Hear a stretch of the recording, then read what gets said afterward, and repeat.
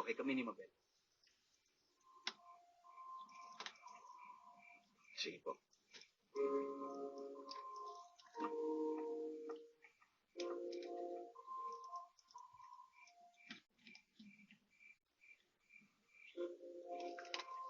Look, I know everything is just your imagination, okay? Okay? Siguro, But tama na, please. Tama na.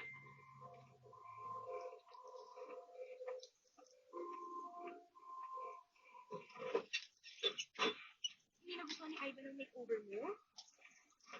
Ana, may kailangan ako sabihin sa'yo. Ay, ito tayo. Uy, maniwala ka naman sa akin. Imposible. Alam ko kung ano yung nakita ko.